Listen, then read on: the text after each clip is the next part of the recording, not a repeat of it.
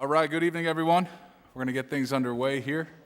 It is Wednesday, March 15th, around 6:30 p.m., and we're here for a joint budget work session between the Town Council and the School Committee to discuss the school department's budget. But first order of business, as always, is the pledge to the flag.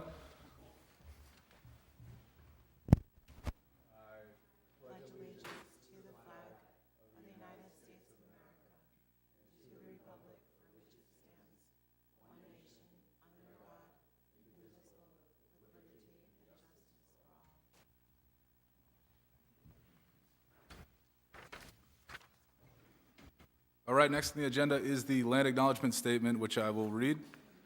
The town of South Kingstown pays homage to the indigenous people and land in which the town is now located. Let this acknowledgement serve as a reminder of our ongoing efforts to recognize, honor, reconcile, and partner with the Narragansett tribe whose land and water we benefit from today. All right, it's going to move us to item 2, discussion regarding fiscal year 23-24 school unrestricted fund. And at this point, I'm going to turn it over to the school superintendent, Mr. Mark Prince.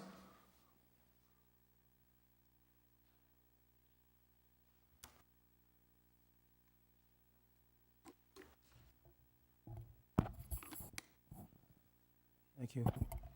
Thank you, Mr. President. Good evening, everybody. So tonight we will present the school district budget.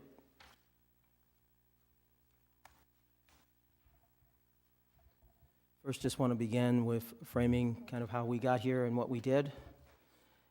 The work of the school committee, the budget subcommittee, and the leadership team to make the budget process as transparent and as understandable as we can.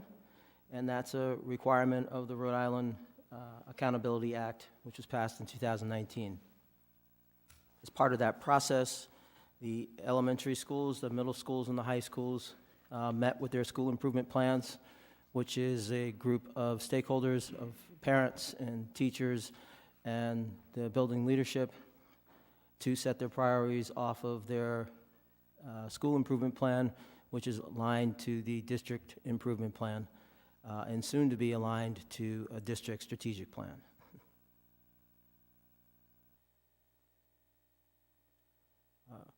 As we constructed our budget, we had a fiscal management goal in mind, which is to use the community fiscal resources wisely, purposefully, and responsibly to maintain and enhance high-quality education for all students.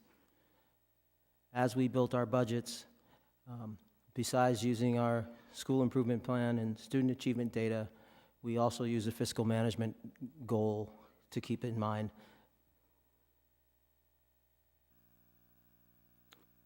Budget development process had a organizational review. The organizational review is based off this book called Financing Schools for High Performance.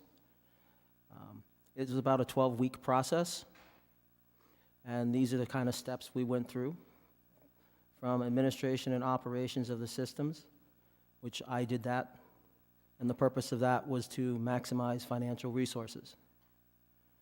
We had fiscal planning, budgeting, and human resource review, which our CFO led that, and that too was to maximize financial resources. Our SIT, school improvement teams, administration, leadership team, they reviewed the delivery of instruction, student instruction. They looked at data, they looked at instructional services, they looked at support systems for students and staff. Our director of technology did a review of technology planning and systems and utilization. The utilization, we found out, was a critical component of this evaluation or this assessment, because we discovered that in some instances utilization was underused, and in some instances it was overused, and had we identified the overuse sooner, we could have gotten a better cost, a better deal, and a bulk rate versus individual schools. So this was a very fruitful process. Hello.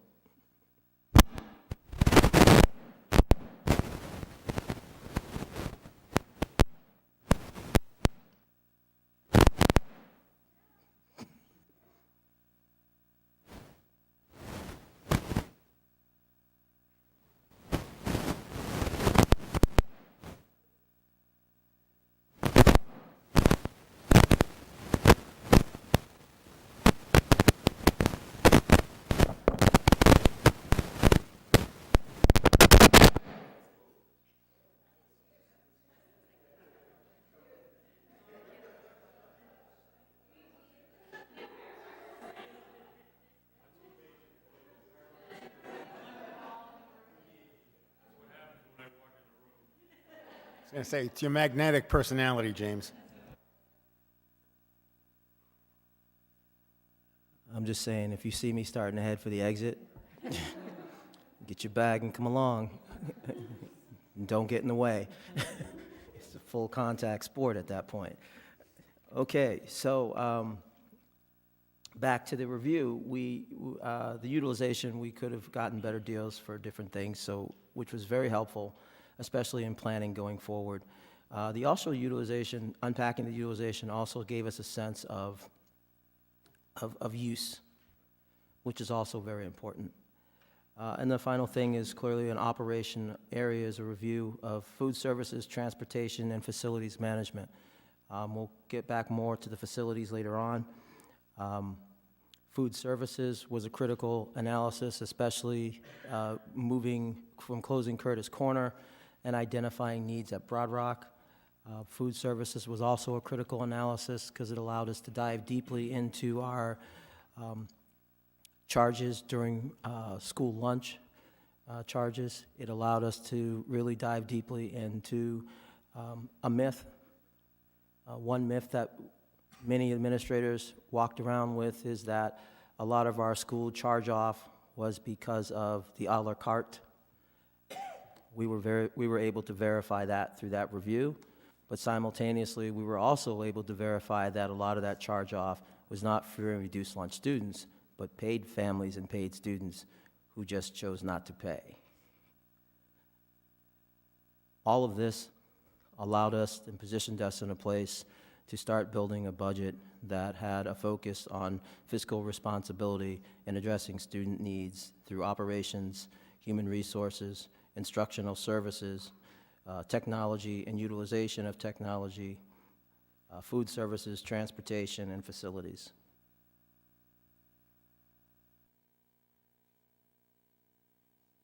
So one critical piece that happened this evening at 4:30, on March the 15th at 4:30, RIDE pulls its data that it used for the funding formula, the upcoming funding formula.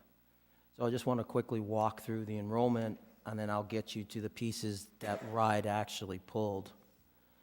This is our latest enrollment poll, what we call our butts in the seats report. These are the students who are actually literally in the building day to day. And there's a difference between two sets of students, but the butts in the seat sect is the one we're going to talk about through grade spans and the total. So from pre-K, 75, 860 K to 4, 773, 5 through 8, and 774 at the 9th through 12th grade, which gives us our total 2489. Again, March the 15th, as part of the Rhode Island General Law 1617, 1611 on March the 15th to support the funding formula in order to comply with the reference date requirement. Data is pulled 1 year prior to the year in which aid is paid. And that was today at 4:30 p.m. The data that they pulled, which they will use for the funding formula, are these pieces of information. These are real right down to the student information. GED, transition students, those are transition students outside of the district, out-of-district special ed placement, students out of district who are receiving special ed services, CTE, charter, state schools, in-district residency. In-district residency 2481, butts in the seats 2489. The difference between the 8 students is those are 8 students who come to our district for CTE programming. They're in our district, they're funded by another district, but they're counted in their home district. We cannot count them in our district. So that's why the butts in the seats and residency, in-district residency, is off by 8, and 2755. That's our residential average daily membership, and that number is the number That is the number, so to speak. That's for pay, that's for everything, right? Even though students leave our district, the district is still responsible. Our current cost for students that have left our district is $4.9 million. That would be CTE, charter, out-of-district placements. Bergner. So I just have a question. We talk a lot about the students who are other places, and when you said the 8 students that we have, our home district and say, whatever, North Kingstown, our 100 that are, say, 50 in Narragansett and 35 in Charahoe, that's in our 2481? I was just trying to connect. No, they're counted in, you see the document up here, they're counted in the CTE number if they're CTE out of district. They're counted in charter if they're charter. If they're at a state school, they're counted in the state school. Our in-district residency, that's our butts in the seat. But they are counted towards our numbers because we have to pay for them. They are counted in that larger that what you were asking? I 2755. think so, but he said no, but then you asked it in a way that means yes? No. I think he thought you were asking something different. So Yeah, it counts towards us because we're paying for them. they're in our They're not our butts in the seat, Correct. but they count towards what They we're count funding. towards what we're funding, which is this number here, Yep. 2755. That's where that discrepancy is between the butts in the seat and what we're paying for. Does that make sense? The 8 students that you mentioned from, let's say, North Kingstown, those 8 students, even though they're counted in our day-to-day what we call the butts in the seat report, for the purposes of funding, they are counted in North Kingstown. So in Narragansett, if they have 2,050 and 50 of them are ours, they're having 2,050 butts and seats, but 2,000 for the formula. I just want to make sure I understood it. You're right. Yeah. Okay. Thank you. Correct. The ones that belong to us, we pay. Got you. And right now, that's about $4.9 million.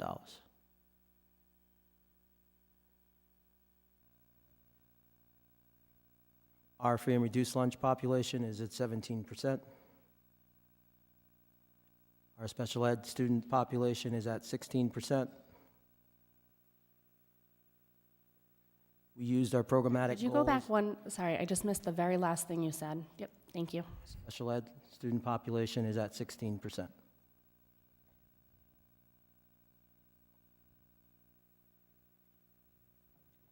After we did our programmatic reviews of our systems and operations, we then began to set our priority and goals. One goal that's a big goal of mine is aligning our funding and funding resources, so funding is building off of each other, not in contrast to each other, ensuring that also that we're not supplanting or only supplementing. We focused on looking at assessment systems to drive improvement. We focused on continuing teacher knowledge and developing teacher knowledge. We focus on aligning other structures and a competitive strategy. We'll talk more about that in a moment. And developing supports for students and teachers' social and mental health.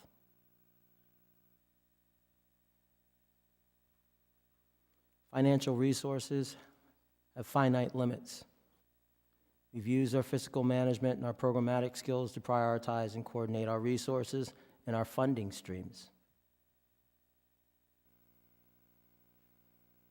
Our local restricted funds are all our grants.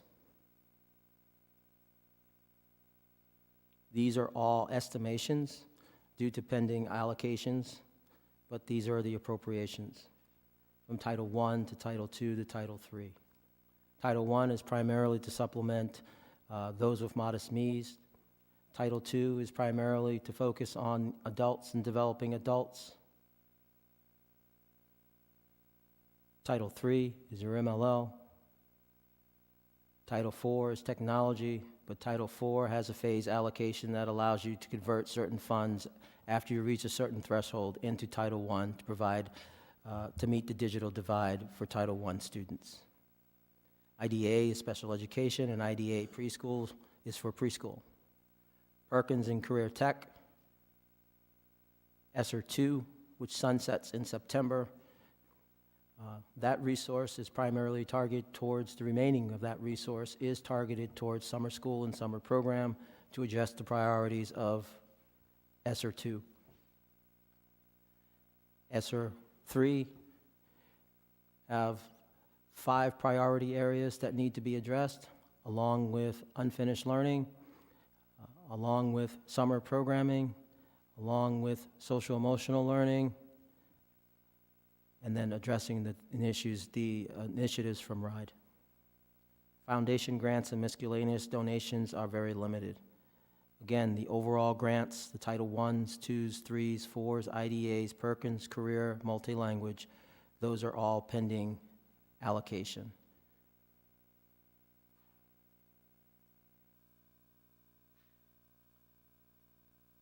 This is the governor's proposed state aid. It has its municipal appropriation. We've driven out the examples since FY 18-19 all the way up to the current appropriation, which is projected. State aid and education formula.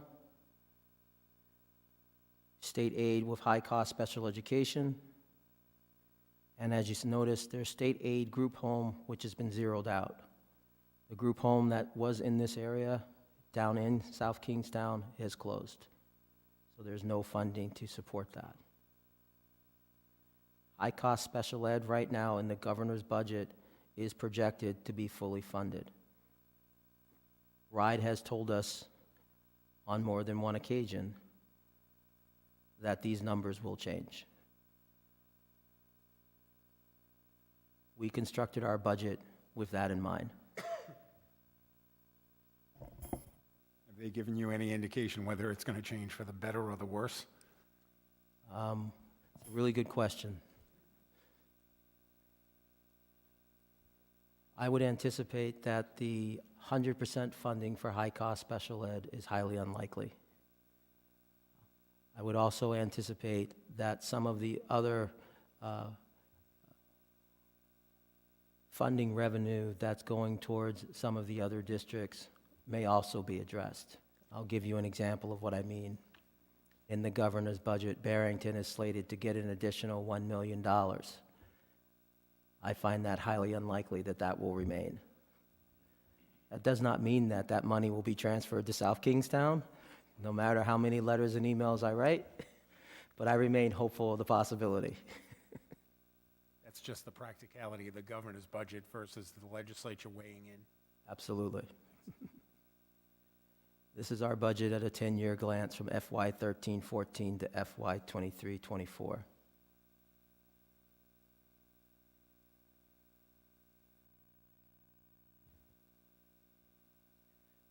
FY 21-22 to proposed FY 23-24, it's a level funded budget. There was no increase to the school district's budget. 22, FY 22-23, and proposing this year that there'll be no increase in the school district's budget. Every year we're level funded. That's a cut to our budget by 2%. So for the last several years, we've reduced our budget, overall budget, by 2%. Expenses continue to arise in those years when we were level funded, but we would have to make those needed reductions.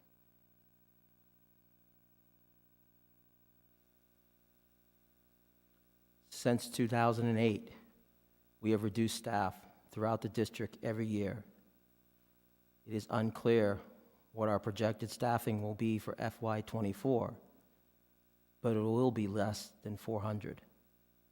For contrast, in FY 2008, there were 590 staff.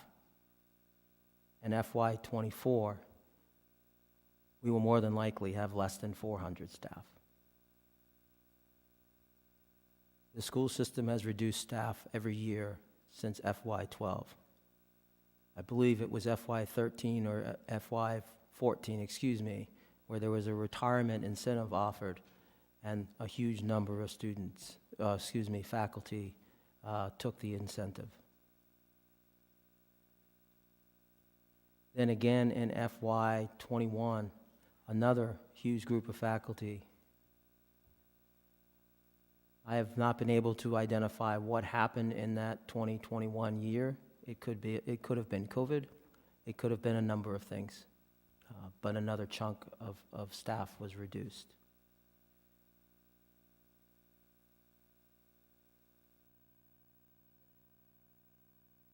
There are challenges that we face as an organization.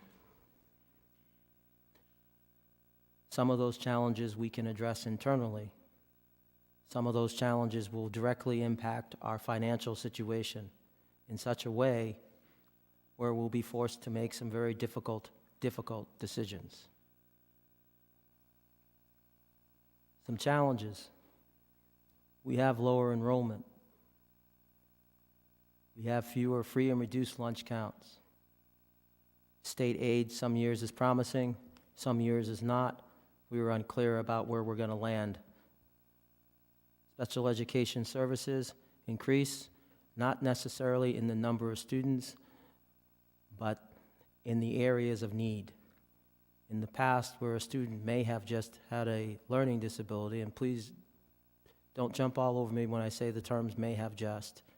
I'm just trying to frame the argument. I think it's very important.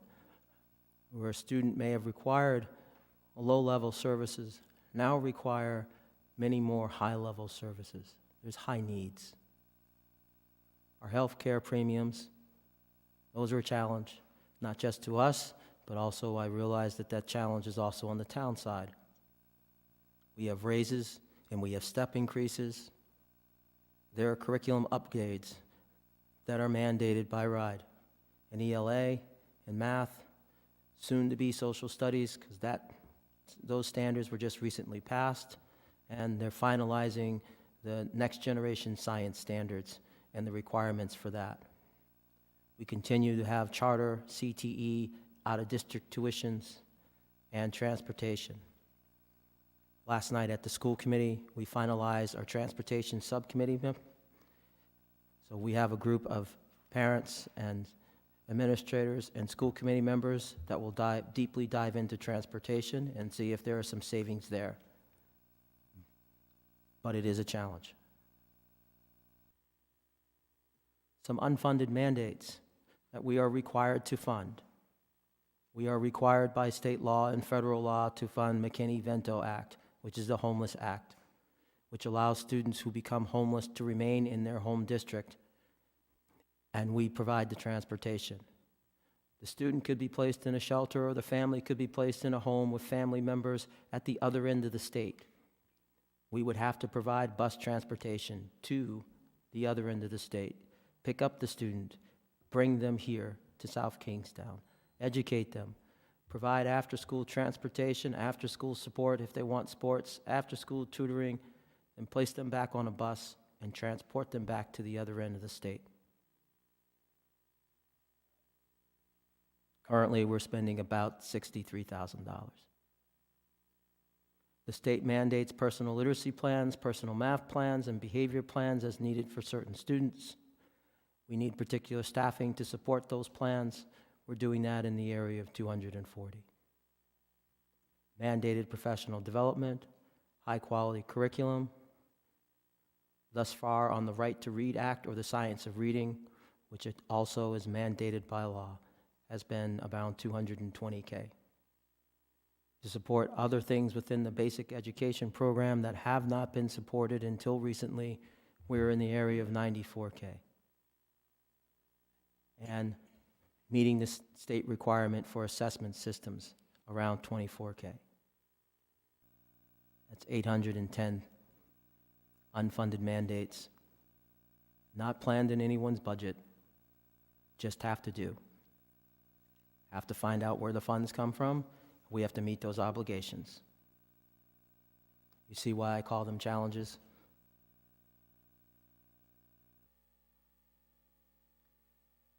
Health and dental rates, They came in at 9.4%, which leaves us with a budget variance of $242,000. So before the governor's budget, before the legislature gets a hold of it, before anything else, we are $240,000 in the hole.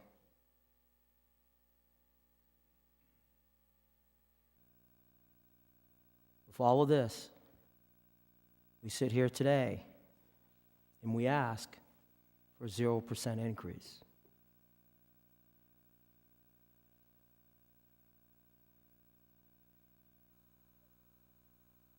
We have a strategy to meet our obligations.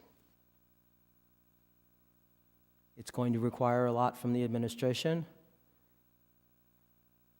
but we're ready to do the work.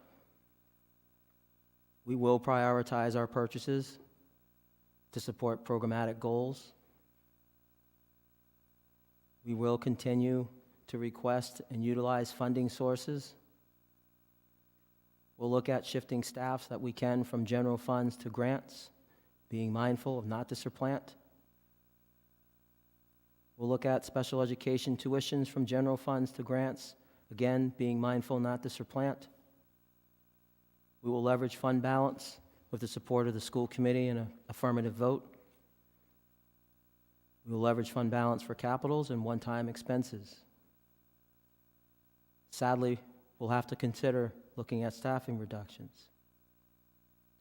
We've already begun aligning inventory control systems where we're using supplies that exist and things that are on hand before we begin purchasing other things.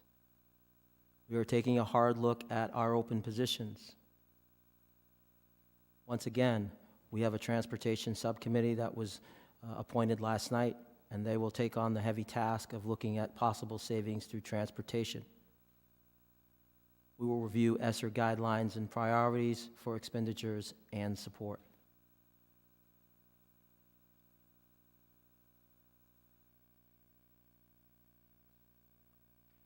We also believe that we can return Wakefield Elementary School to the town by December. We will take the preschool that is in Wakefield and move it into Peacedale. We will move our medically fragile students in the medically fragile special education program and place it into Matunic. These program relocations, we believe the cost will be zero, and we have the space to make the moves. The impact of returning Wakefield to the town can have an impact on the building project twofold.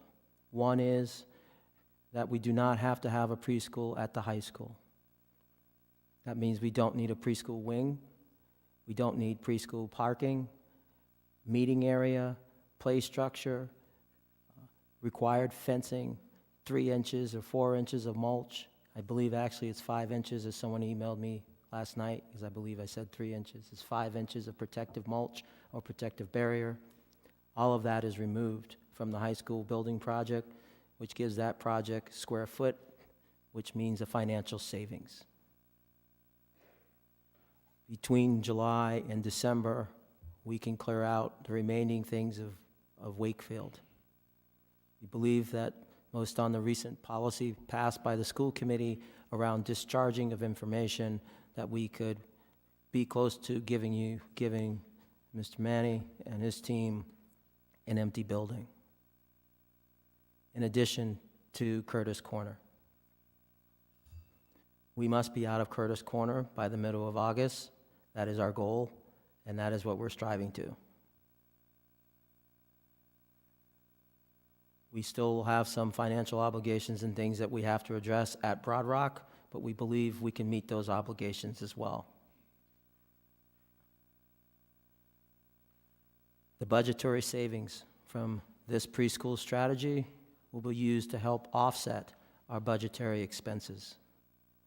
It's a critical piece to addressing some of the challenges that we face within our budget. We believe it's an elegant solution to a very difficult situation. That's all we have to say. We thank you. We welcome your questions if you have any. You don't have to have any. I could go home early. Thank you, Mr. Prince. Any questions from council members? Go ahead, Jess. I just have a couple of questions. So preschool is my wheelhouse. I teach preschool special education. For the preschool play space, we would still have to do something at Peacedale Elementary, right? I hate to break it to you, but I think it's 9 inches, only because we're building a play space at my school right now, and It's on it's existing, been awful. existing material. If it's You can go not, up from it. if it's fresh material, it must be 9 inches. If existing materials, it could be 5 to 3 inches, depending on the depth of the material and the type of the material. Gotcha. So at Peacedale, we will still have to make a play space Yes, that is ADA accessible yes, and preschool sized. yes. Okay. Do we have preschool sized bathrooms already at Peacedale? Or will that be We will take the existing plumbing in retrofit? out of Wakefield Okay, and put it in the toilets and the urinals, okay, which is the height for 3 and 4-year-olds. We'll take them out of Wakefield and we'll put them into certain restrooms at Peacedale. okay. As for the play structure, we'd like to take the one at South Road. Okay. Can we fix the play structure that is at Peacedale Elementary too, while we're at it? We are looking into our options of fixing the play structure that is at Peacedale. The trust has come by and has given us... My 10-year-old son asked me to ask you that, so I have to do it. That's okay. You tell him I welcome the question, and he can ask me anytime. The trust has come by and has given us kind of a lowdown of what our options are. We've brought in our consultants to kind of look at it. The platform and the slide costs, we believe are manageable. We're hoping not to eliminate them from the play structure, but to just repair them. Okay. So we're working on it, but it is a slow process. There's a lot to, you just can't, as you said, you're building a play structure. Yeah, You it's just a can't lot. throw it There's a up. lot. It's not There's what a you lot. think. It's a a lot. lot. Hopefully the PTO can help, and for anyone who's watching tonight, the Muse is offering, I'm gonna plug it, the Muse is offering 10% of takeout and dine-in purchases tonight to go towards the Peacedale PTO, so. My only other question was about the free and reduced lunch forms. So in our talking about the bond, it has come to light, and maybe a lot of people have known this already, but there's a majority of South Kingstown families who make less than $100,000 a year. Not all of those families are going to qualify for free and reduced lunch, but I'm wondering if there is a way to get more people to fill out those forms, because Title I funding is in part based on people who are returning those forms and qualifying for free and reduced lunch. So the more people that we get, even if they're not going to utilize the free and reduced lunch, if people are qualifying for it, we're going to receive more funding through Title I. So I'm wondering if there's a way next school year to really push that out, to get 100% return on those forms from people. I know it's like you can lead a horse to water, but if we can really push that, because I do think that our school, there are more schools that are Title I than we realize, or that are eligible for Title I. We do make a big push at the beginning of the year before the October 1 report to get out and get returned as many free and reduced lunch forms as possible. We did at the beginning of this year. We also made the form, put the form online where people can fill it out. And we purchased an app to help also. The form is very comprehensive and can be complex. That's one challenge. The other challenge is that some people believe that they don't qualify and won't fill it out.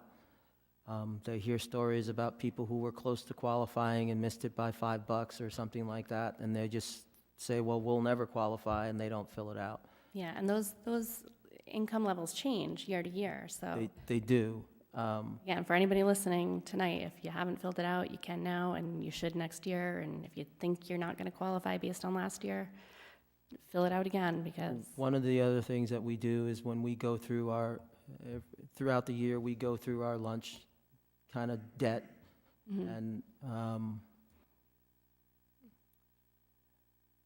identify folks that we contact, not only to contact them about, hey, you have outstanding debt, but also we include a free and reduced lunch form. Around the holidays, we had a generous donor who wanted to remain anonymous and will remain anonymous. That donor donated a chunk of money to pay off free and reduced lunch debt. We sent those families a letter that said, hey, a generous benefactor paid down your debt, and by the way, here's a free and reduced lunch application if you need it. We did get some returns for that around the holidays. Sadly, some did not qualify, but some did. Right? We have a family homeschool community liaison, and who's more than willing to sit with families and walk through the form and help them fill out the form, whether it be online or right next to her in her office. So we have strategies and folks in place to try to support that process. I agree that we could be leaving resources on the table. I welcome any strategies that you guys use that might be working in your school community. it's tough everywhere. Yeah, but I appreciate that you guys are putting the work in to try. I think that is, oh, one last question. The ESSER, sorry, I'm like talking over you guys. Do you guys want to go first? The ESSER 2 funds for the summer programs. I just want to clarify, is that that's not for ESY, correct? That's for the summer enrichment program. It's for summer enrichment. We may share transportation with ESY, Right, okay. but we'll see how that all shakes out. One component of the summer enrichment, besides the academics piece, which happens in the morning, is there's a camp piece which happens in the afternoon, where students are then take bus to camp and then brought back to drop-off hubs and things like that. That helps families out, because just doing the morning activity or the morning academics, now families are left in the spot of, okay, what do I do with a little Marky in the afternoon if I'm at work? And so the summer camp program allows for the academic support for the student that needs it, and some time to interact with friends and swim and archery and all that good summer stuff that kids should be doing. And it provides the wraparound service for parents who really, if their kids weren't able to get that service, the wraparound service, they probably wouldn't partake in the enrichment opportunities, which is important. Yes. That's awesome. I just wanted to make sure that ESSER funds weren't going to ESY, because we always need ESY. And for people who are wondering what the difference is, the Enrichment Academy is something that is specific to COVID. ESY, Extended School Year, is something that's available to students who qualify through their IEP. So I just wanted to make sure that there would not be a budget deficit if we were using ESSER funds for ESY, but it sounds like we're not, so that's awesome. No, if any crossover is, it would just be for transportation. Perfect. Thank you so much. Sorry, all you guys. Any other questions for Mark right now? Go ahead, Mike. Part of your presentation testimony was that level funding essentially constitutes a 2% cut, and it just seems very conservative for this year, given where we're at with inflation. How are you arriving at the 2%? Just from historical trends. You also mentioned retirement incentives in previous years. Is any consideration being given to that going forward? We met with our union partners and began a discussion, but it is in early preliminary stages. It's, all things are on the table and all things are being considered. Almost every year for the past 5 years that I've been on the school committee, those discussions have taken place at some point, and oftentimes it ends up being, if it's not financially feasible on one side or the other, but it does get looked at pretty close to every year. Thank you. And your remarks about Wakefield Elementary, you're essentially telling us you're turning the building over to the town 6 months ahead of schedule. Yes. And I don't know if you want to field this or Raquel does, but I wanted to ask a few questions about fund balance. Do we know what the fund balance estimate is going to be as of June 30? There were some numbers thrown out before, and I believe they were in previous hearings, and I believe they were incorrect. Based on what is budgeted, use of fund balance, we project that the fund balance will be at the end of this fiscal year, 1.9 million. Based on what is in our FY 23-24 budget, after that is deducted, then our ending balance would be 1.1 million. 1.1? Yes. And you know I always get the name wrong. The Government Finance Officers Association recommendation, That's the correct. okay, is 2% for the fund balance? On the low end, yes. And our policy and our school committee has also made a commitment to get us to the 2% and maintain that for any expenditure one time that comes throughout the year. And then the last question on that would be, if you wind up with the 1.1 million, what percentage would that equate to? A little less than 1.8.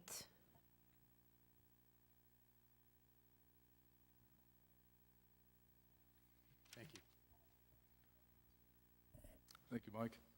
Mark, I want to ask you a little bit about the slide we were talking about earlier in the presentation that outlined the number of students that go out of district.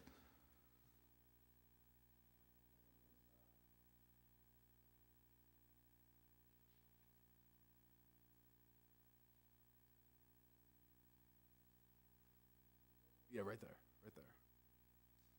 So is it true that every time a student decides to go out of district, the costs for that student are more than it would be if the student decided to go to a public school in South Kingstown? Is that statement correct? There are caveats with it. So, what's it, 18 for straight, and then for straight local, and then if you're state, Anywhere between 18 and 20. Transportation. And that includes the offset for free and reduced. If your free and reduced goes out, you get financial offset. That's the 20. Somewhere between 18 and 20. If you're a free and reduced lunch student, you're on the higher end of that. You're about at 20. If you're not a free and reduced lunch student, it's 18. Okay, so generally, yes, it does cost more. Every time a student decides to go out of district, it costs the town more than if the student decided to go to a public school in SK? Again, it depends on So it can be less? Yes, but it Can be less? Not necessarily. Not no. necessarily. No. Okay, well, are you able to identify those numbers that are going out of district that are costing more to the town than it would be had the students decided to go to a public school in SK? Do we know that? We could probably unpack it and get roughly an accurate number. I mean, they sent us a bill, so Okay. Well, we get a bill every quarter, and they sent us the bill. It's like, Mark was in school, here's trying how to much sort of bring- here's how much you owe us, so that's how we can do it. Got it.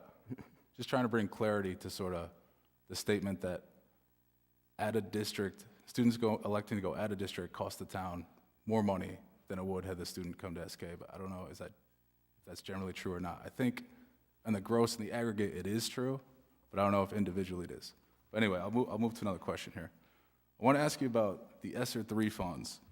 So it looks like from one of the slides up there, you have over $2 million subsidy to be used in this upcoming budget toward ESSER III, but that subsidy is to end in September 24.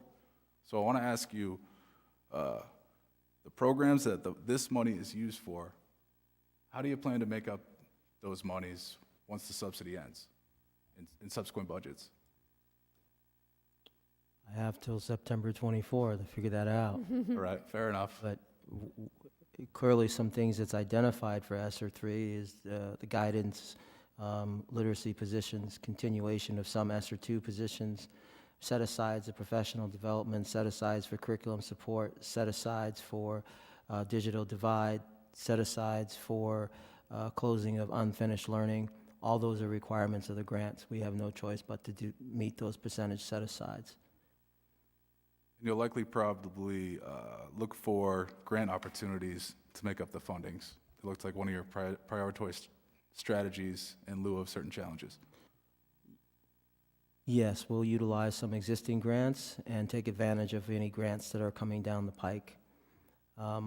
Also be mindful of the fact that at that time, it's an election year. They're a little more friendlier during election years.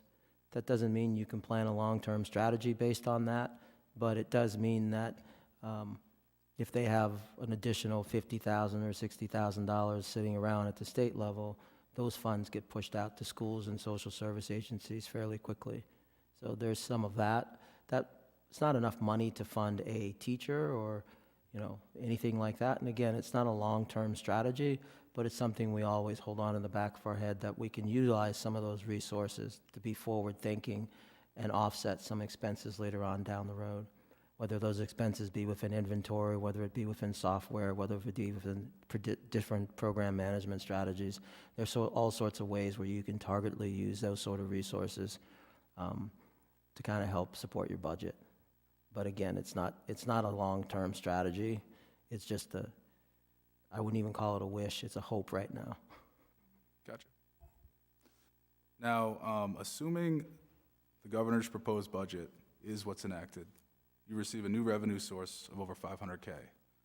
Now, I'm assuming those amounts would be applied toward just general increases in your budget, which includes the 9% increase in health and dental, and I'm assuming contractual increases in salaries and other increases of the like. Well, I believe those are targeted funds. It's not like, here you go, here's an additional 500. Like, some of that is based off of the high-cost special ed, so you'd have to spend it on high-cost special ed. You couldn't just take it and... So those monies, those state aid monies are designated for a specific use. Correct. Gotcha. All right, thank you. Any other questions?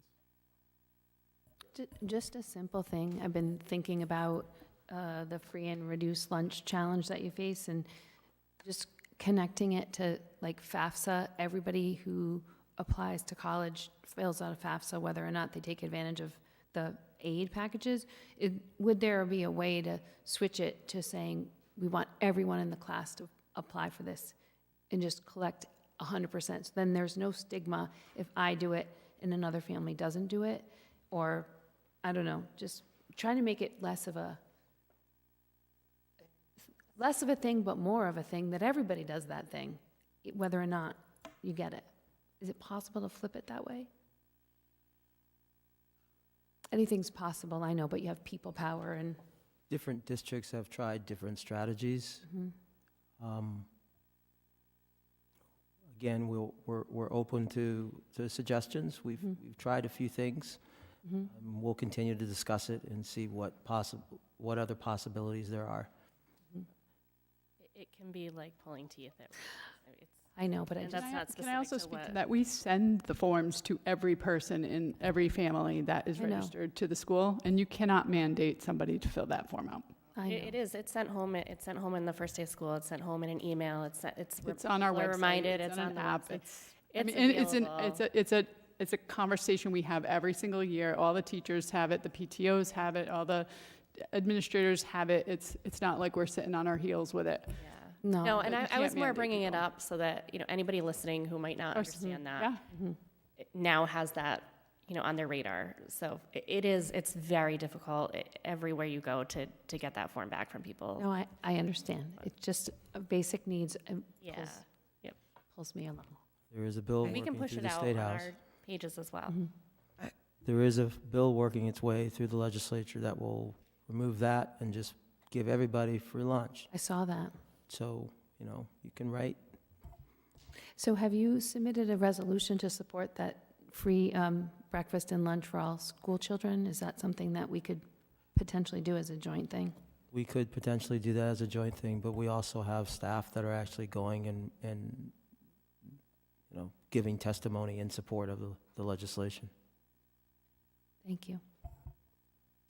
I just would like to also chime in a little bit about the free and reduced lunches and just sort of bring up to people that it can be really hard to fill out the forms for whatever reason, but to just try to focus on you're actually going to be helping the school department to get more money, as well as your own families by applying for the program if you qualify.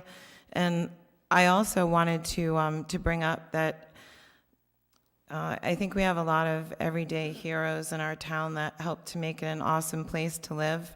And I wanted to thank one of them who actually ran, and that's Joe Sorrentino. And I know I talked with him.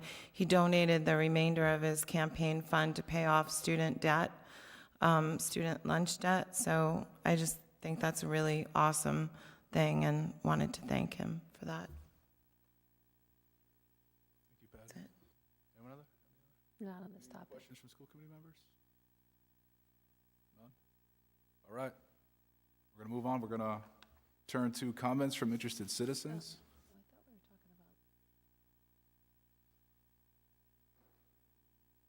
What?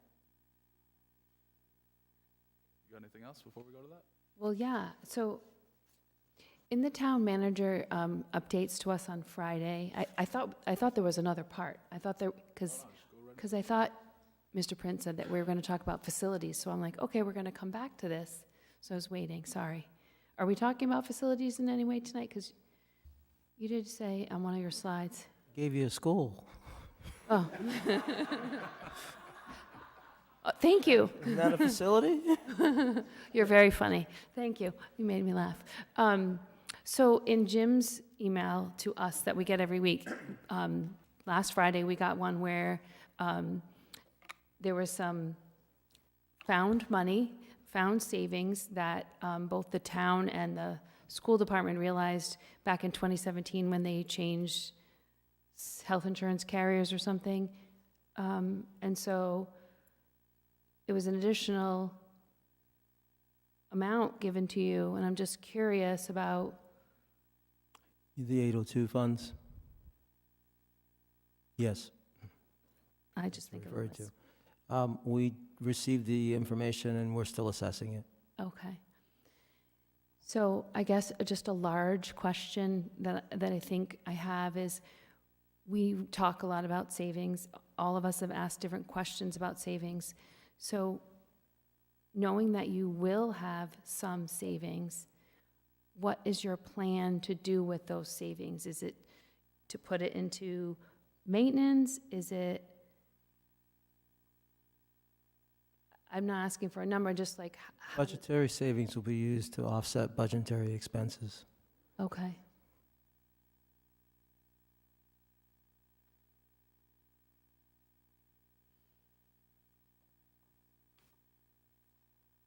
So to further on that, as of now, the cash account, so to speak, that was found, that was sort of unaware of, I guess, that increases the fund balance for now until those monies are spent.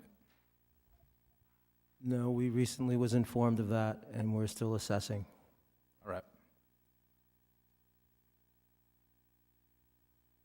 Any other questions on this? All right, we're going to move to comments from interested citizens. So at this point, anyone who wishes to speak on this issue, I invite you to come on up. I just first ask that you introduce yourself. I'm going to ask you to keep it to 3 minutes. And if I interrupt you, it's only for the sake of keeping within the time to allow others to speak. So with that in mind, think about what you want to say, try to be concise. And if you have questions for staff, I'll try to toll your time the best I can. But come on up. And just while the person's coming up, if anyone doesn't feel like they said enough, they can always email us, or they can email towncouncil@southkingstownri.com. Mini commercial. Sorry. Yes, good evening. Taylor Ellis from West Kingston.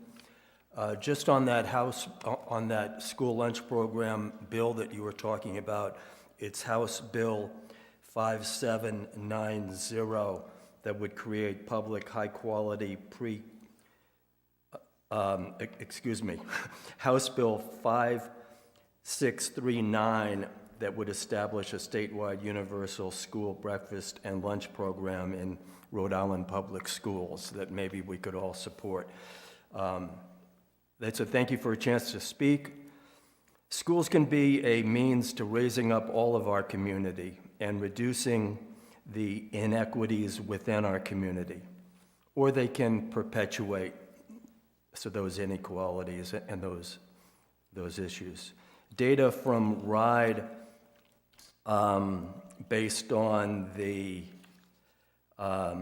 RICAS English Language Arts testing for Rhode Island third graders, and what percentage meet expectations, show that for Black students, it's 1/2 of meeting expectations of white students. And for Native third graders from, Native Americans or people in Rhode Island, that success rate or meeting expectations is 1/4 that of white students. So obviously statewide, there's these major systemic racist issues that perpetuate in our society, and they exist here in South Kingstown. And that's also true for students with disabilities and students from lower income families. This is happening statewide, nationwide, and in South Kingstown. And so what are we going to do about it? How can the schools that can uplift us all and reduce inequalities, how are we going to support our schools to make that happen? That I think is what we need to be thinking about. And there needs to be sufficient funding for all of our students and to overcome those differences. We can't just be kicking that can down the road year after year, decade after decade. There was a anti-racist, anti-discrimination, anti-harassment policy passed by the school committee about 16 months ago. And that policy called for an equity audit to be done in our school district. Well, 16 months later, it still hasn't really started because there wasn't sufficient funds in last year's budget to make it happen. We need to have sufficient funds so we can we can really drill down and understand how are these performance differences being perpetuated year after year in our community, and what are we going to do to solve them? And that is a way to do it. North Kingstown is doing it now. Westerly is doing it now. We're not doing it yet. We have to have the funds. I don't mean to interrupt you. You are a little bit over, but I want to allow you to... Okay, you just give me a chance. I'm just about done. So, Rory, thank you for giving me that extra minute or so. So that was called for in the policy passed by our school committee. And I think the town council needs to support that and give the school department that funding. That same policy that was passed calls for training. Now, this training to try to overcome unconscious bias and other aspects, we have almost a completely white education staff, but many of the children in our school system aren't. And that creates issues for those students when they don't have role models. There's all different aspects. There's issues with the curriculum. Our school department needs the money to be able to evaluate, make the changes, and that's really key. So I just really want the town council to step up and take a stand to really try to overcome these inequities, or you're just perpetuating the problem for another year, like another decade. All right, thank you. Thank you. Anyone else wish to speak? Anybody to come on up?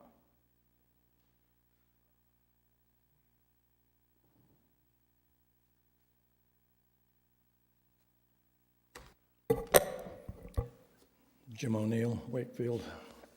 Excuse the hat, but my dermatology doctor yesterday burned my skull off. So I can't be in any kind of light, natural or whatever this is. I wish we had 5 minutes. I don't know how many people will speak tonight. Hopefully we can all come back up. You've got a lot of work ahead of you. You've got to convince the public that the new high school, and many people, including myself, feel we need one.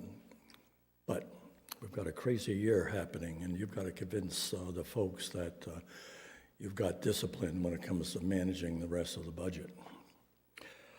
115 to 125 million, depending on pay-go and if they can shrink the school a little bit. So there possibly good news there, but I'm thinking about the rest of the things in town over the next few years, from workforce housing, will that happen? Our open space, we haven't been spending that money. Sand on our beach, streets, sidewalks, crosswalks. There are a lot of things in this town which will take a back seat for this high school, budget-wise. You all know that. It's going to be painful. What I'm about to say is I'm never criticized, and nor am I going to do it tonight. There's no criticism of the hard work that goes in here. But you all have inherited a mess, a result of an incredible gamble when Broad Rock opened the first 10 years from 2001 to 2010. A couple of you have heard me time and time again give you the numbers, and I'm going to give those to you in a second. As of right now, we are paying, because of that, what happened with the Broad Rock opening, we're paying a huge premium, extravaganza of personnel and facility spending after Broad Rock opened in 2001. So let me give you a couple of numbers. 5 years later, our student population dropped 10% from 4,383 kids to 3,975. That's all factual. That's in the town records, school department records. Drop of 10%. You would have thought the FTE count would have dropped from 519, which was the maximum, to maybe 509 or 499. What did the FTE count look at 5 years later? We went from 519 to 621.2, up 20%. If you want to know why we're living off of a problem, we have not ever balanced the ratio of students, teachers to debt since that period of time. It was an incredible amount of lies, disinformation that took place then. So hopefully you understand that problem. Even RIDE, which school department we all have to live with, we went from 10.6 million of state funding in 2010. You've got the records, I've got the records. And today we're at 5.2, up from 4.5. And I plead with everyone here, and I'm going to plead with you tonight, spend $100,000, get a forensic CPA or a group of them, and find out what is wrong with this education funding formula that frankly gives South Kingstown the lowest return on the amount of money that our taxpayers give to the state, whether they gamble, personal income, sales tax. It's absolutely the worst in the state. I don't know anyone else in this town, in this state, city or town, that receives less back for our input. So just let me try to wrap this up, otherwise Jim, you are a bit past, so if you want to just conclude. Pardon? You are a bit over. I just want to ask you if you could conclude. Well, I wish I had a pen in your hand. I wish you were writing some of these notes down. You want me to come back? We'll allow you to come back up. Here You come tonight? back up. Pardon? We'll give you a second shot. Thank you, Jim. Thank you, Jim. Anyone else wish to speak?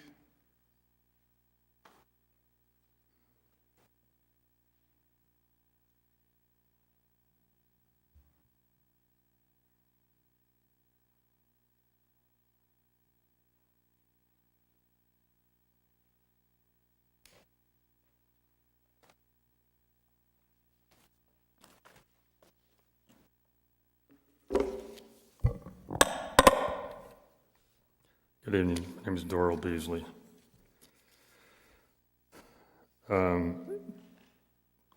My time's not started yet. I'm going to answer a question for you, I hope. So you asked the superintendent whether or not the students who go out of district, if it's more expensive or less expensive. It's less expensive if they were to stay in if they were to stay in the home district. So for instance, if we have 200 students in charter schools or CTEs, other high schools, that could be spread over 12 grades. If you have 200 students, 12 grades, if they all came back to South Kingstown, they'd be dispersed amongst all the schools.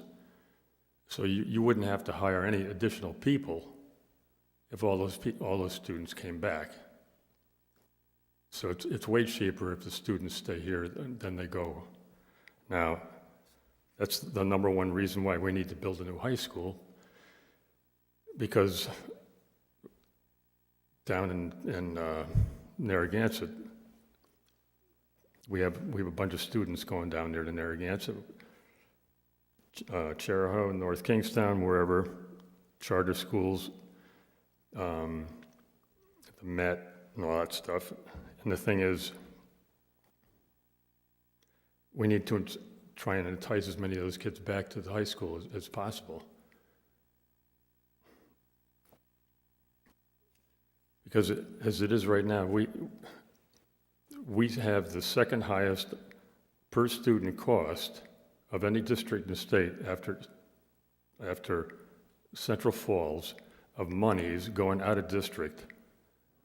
And that happens before school even starts. That money's just gone. When that money comes back, they can help you fund the high school. All right. I looked through the budget here. So this past year, you developed a budget. The budget from this past year was developed way back a year ago from now. A year ago it was developed on 442 FTE. That's what you showed in the budget. And when you added up all the salary and the benefits of all those 442 people, it was $50,400,000.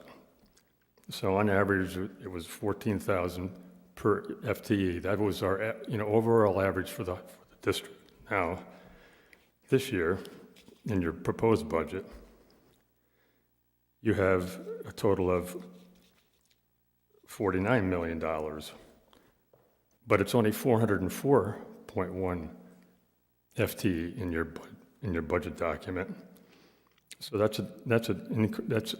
so now the average FTE in our district will be making $21,180, $121,080, for a difference of $7,100 from last year. So in other words, the last year's budget was created on 113,980, and this year is going to be 121,080, a difference of $7,100.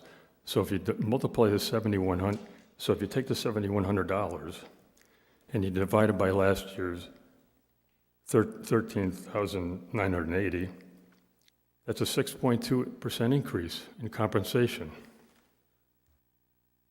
How's that possible? The average over the last decade in this district has been 2.8. How can you have a 6.2% increase?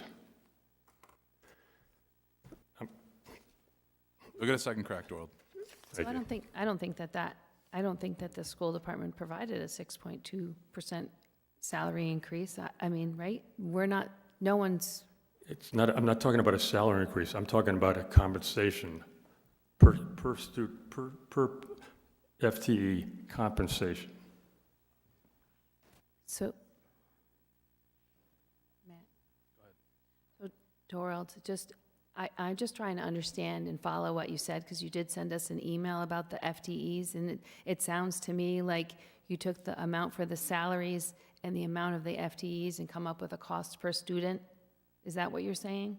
And then now that they have less students and the same amount of costs and salaries, now you're saying the cost per student is a higher amount by 6%? Did I follow?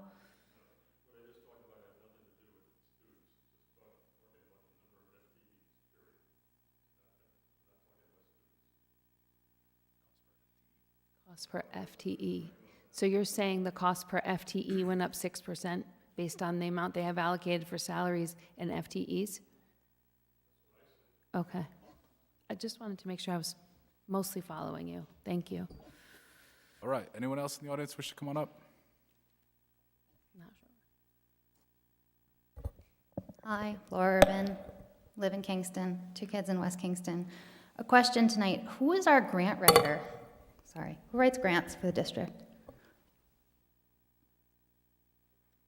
Mark, you write the grants? Do you need help? Nope, but I'm looking for friends in the audience. I know it's an outstanding need, and it seems like something we need to get on. I may be able, I don't write grants, so I'm not much use to you, but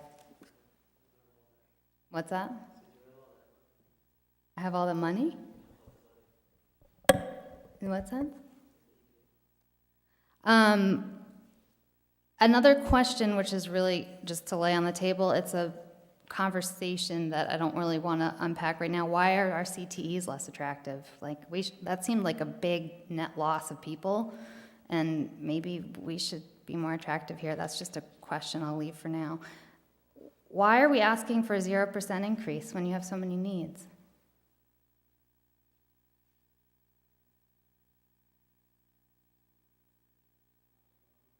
Go ahead, Mrs. Superintendent.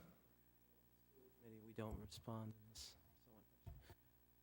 We believe that we can manage our costs and our expenses this year. Okay.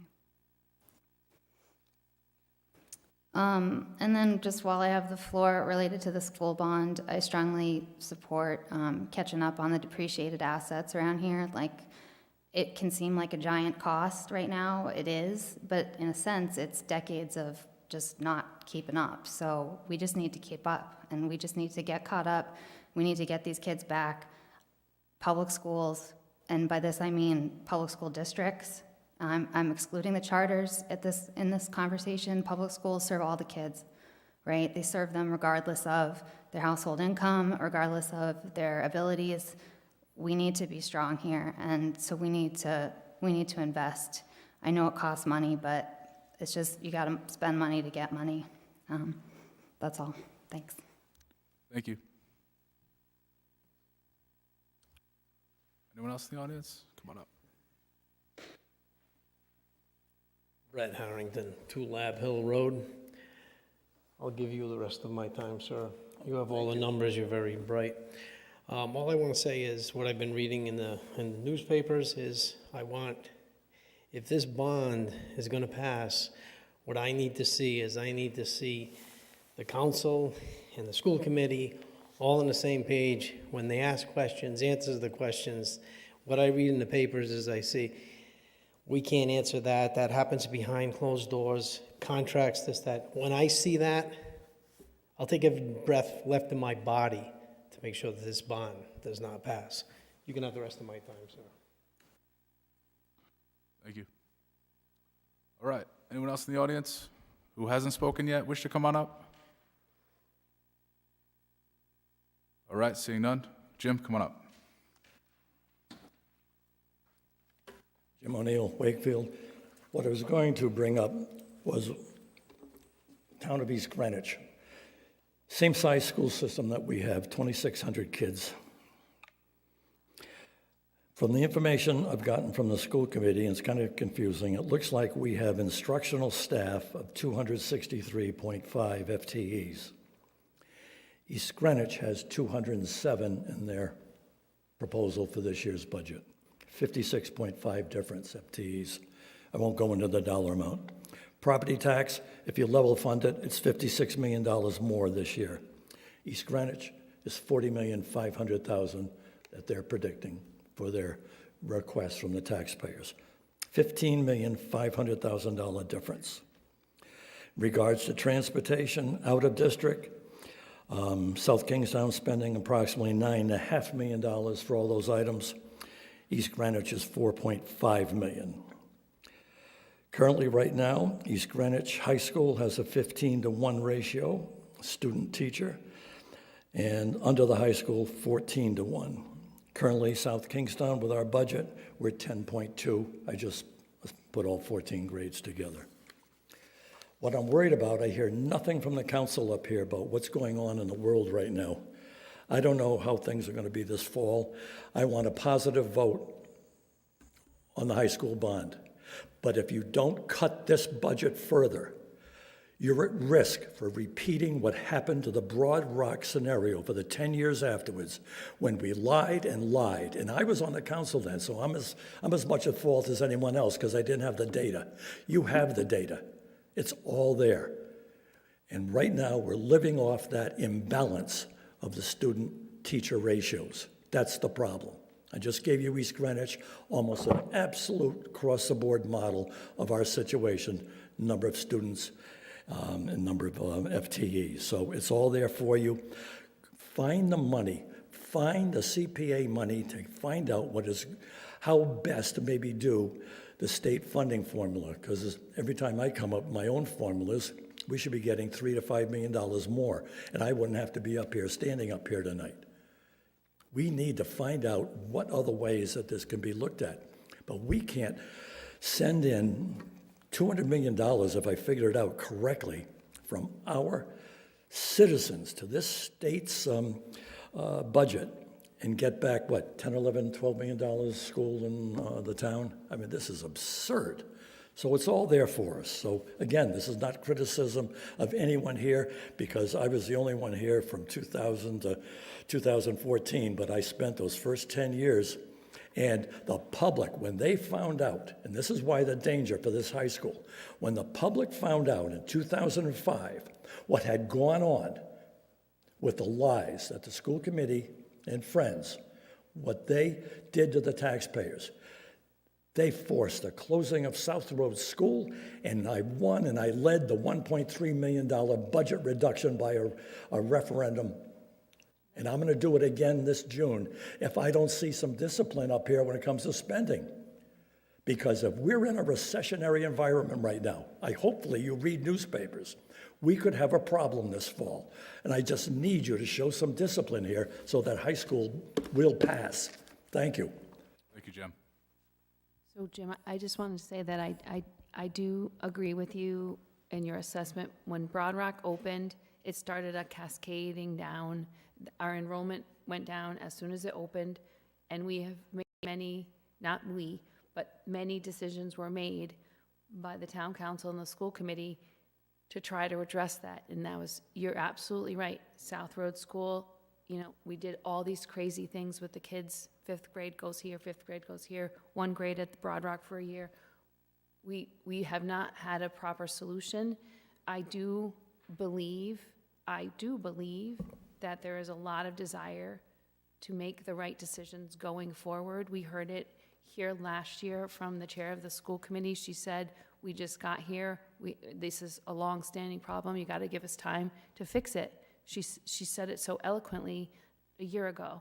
So we work really hard to push for good decision-making. I mean, we hear from the school committee, you've level funded us for 3 years, to which we say, yes, we did as a body, but we also have the ability, we opened the door that they could come back. That was, you always can come back if you need it. They haven't needed it. We're now asking them continually, please use your savings thoughtfully, because we are going to have a brand-new high school in 3 years. We are going to need this for other things. I think we say it as at least Jess and I do, I don't know how everyone else feels, we want those savings to do what you want. And I'm very plain and honest speaker, and I push back all the time because I want us all to have everything we want, and I believe, like you, the money is there. Like Dorald says, the money is there. We have to choose to spend it in a wise way so the community can trust us. So, Well, I hope you're right, but I don't want to be holding a sign out there remembering Broad Rock when it comes to the high school. And that's what you're asking for by not saying, and I heard the superintendent tonight say you may be below 400 FTEs, so that's in a way, I think they are. I'm using like right now 407, and so maybe that's another 10 FTEs, but that's going to have to happen. But I can't show an East Greenwich against this. What are the seniors going to say? What are the folks who are not earning money going to say? And what happens if we do have a recessionary environment? No one's thinking about that. Those are the things I absolutely worry about. I always talk about it, Jim. And I get a lot of flack for worrying about the water problem or the this or the that, because we're responsible for everything. And I know I don't want to be the town council that sends us down the wrong road with Broad Rock, because I was here like you in 2000, in 1999, and that did bring us through. So I feel the weight of every decision, that's part of what I've determined for the next 20 years for the town. So I hear you. I'm as strong and as tough as you. You know me, and I will be that person advocating for the things that you are asking us to address. I appreciate that. I can only remember after my first 2 years on the council, 2000, Chief Vespia had to sort of guard me getting to my car and back. So that's the kind of fun you go through here. I know. Thank you. Thank you, Jim. Dorald, come on up.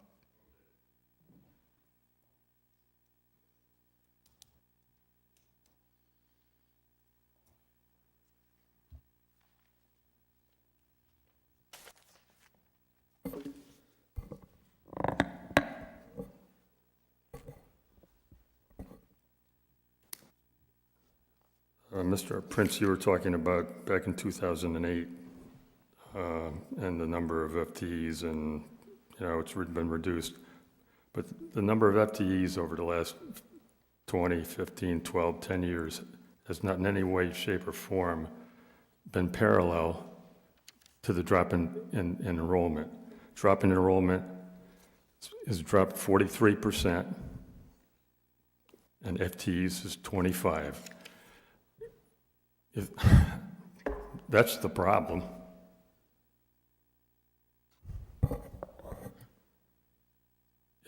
If we had Barrington's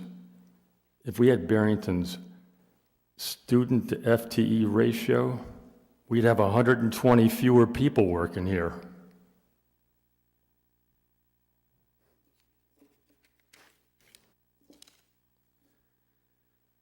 Okay, I cannot believe what I heard tonight. That a school budget can't be reduced.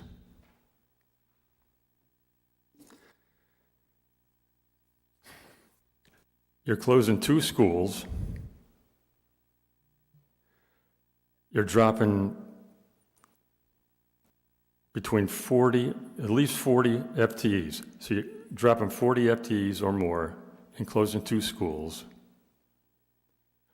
But they're complaining about level funding. You've level funded them for the last 3 years. This will be 4 years in a row. Guess what's happened? Every year with level funding, our cost per student goes up. It's $28,000 this year, okay? It's going to be more next year. It's the second highest in Rhode Island to Narragansett. If you think we're off the rails. What's your source for the $28,000 figure? What's my source? You take, this is how RIDE calculates it. You take all the funds, all the revenue in your school district, and you divide it by your average daily membership. So our total this year is 69 million and change, and when you divide it by our average daily membership, you get like $27,900 and some dollars per student. Now, $125 million for the school district, that you voted on last week, it's not enough money.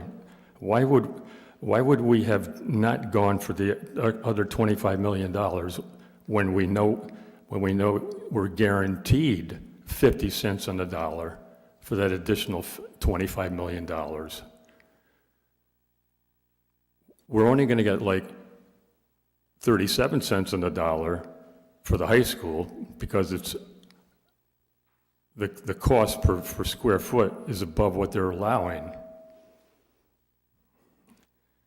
And if you'd gone for the extra money, we could have started one of those other projects before the end of the year, and we wouldn't be under the gun to try and come up with design drawings for a brand-new high school by December 30th and have a shovel in the ground.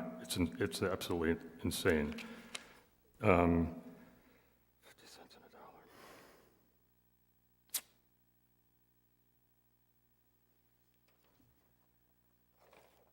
You know, every year, it's like, Jim, I got to tell you, we haven't been screwed by the. I know I'm wrapping up. We're not screwed by the funding formula. I've sent you guys this information so many times that.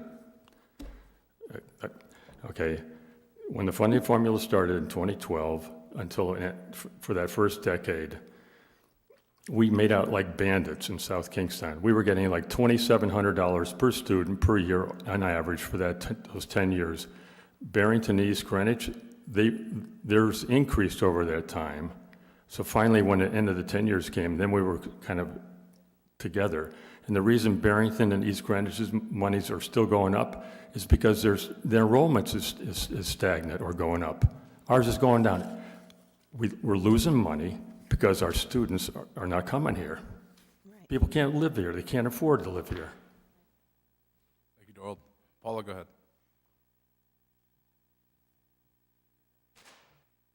Hello. Okay. So, I'm sitting here and I'm hearing you complaining about level funding. We're not complaining about level funding. What we're simply saying is that with a level funded budget and the staffing and the medical and all that running a school entails costs money. And tonight, I heard the superintendent say, we're not asking for $1. What we're gonna do is try to maintain the budget that you give us, okay? So I don't know where all this is coming from. No disrespect to the town, to the taxpayers here, because you know what? I pay them too. And they come full circle around, and they're being used to educate my grandchildren, your grandchildren, your children, the children in this community, okay? So budget season is what it is. We have to agree on a budget. We have to pay our educators to be there every single day to educate our children. And guess what? It ain't cheap. It takes up 80% or more of our budget. You asked us to cut teachers. We do that. But do you know, every time we cut a teacher, we're cutting their livelihood. We're cutting their livelihood, okay? And those teachers have children. And even when we cut them, we're still responsible for them. So I will employ you all to get a school system operational 101, because it's a lot more complex than you believe it is. Thank you. Thank you, Paula. Anyone else in the audience wish to speak? Yeah, go ahead, Carol. I just want to caution people when they're looking at other school districts versus ours, it's not always apples to apples. I've gone out and pulled the numbers from East Greenwich. They don't have on their website all of their grant funding, only the appropriation from the town. So when you're looking at that, you're missing millions of dollars in their budget, so you can't compare it to ours. The same thing with Barrington. They don't account for funds the same way we do. They do a lot of things offsetting costs instead of putting it in as a revenue and expense. They net it so you can't see it. I know accounting. I know what I'm looking at. You can't compare them apples to apples. I just want everybody to know that, because it looks like we're so much more spending when we're not. They're using accounting tricks. So we're not, and I want to thank the administration, Raquel. She's been very honest about our revenue expenses. Everything that comes in is accounted for. All the expenses, she's worked extremely hard to make sure that every expense goes to the right line item, so that when you're looking at our budget, it is completely transparent. I can't say the same for East Greenwich and Barrington, so I just want you guys to be very careful and know what you're looking at. Carol, can you just tell everyone who might be listening what your educational credentials are and why you're qualified to even say those things? I have a Bachelor's of Arts in Management Science and an MBA in Accounting and Finance. Thank you. Thank you, Carol. All right, one last call. If anyone likes to speak, I invite you to come up now. All right, seeing none, we're going to move to the end here. Any last thoughts, council members? Deb, go ahead. Yep, I just wanted to ask the school committee and the town council to draft a resolution to support the free and reduced lunch. It's something easy. We can do it together. We can just ask that we put it on our next agenda, H5639. It's actually sponsored by one of our local reps, Fogarty. So if anybody knows anybody else in the community that wants to get behind this bill, we should all get behind it. We all should eat. Basic needs, everybody. Maslow matters. Homes, food, shelter. So if we could just get behind that, that'd be great. It's one thing we can do right now. All right. Perhaps a resolution to add to our meeting on Monday, the 27th. All right, any other thoughts, final thoughts? All right, well, thank you, Mr. Prince. Thank you, Raquel. Great presentation. Thank you, school committee. And thank you, everyone, for coming. We have our preliminary budget adoption planned for March 20th on Monday, so just want to put that out there. But have a good night and have a good week. Another meeting.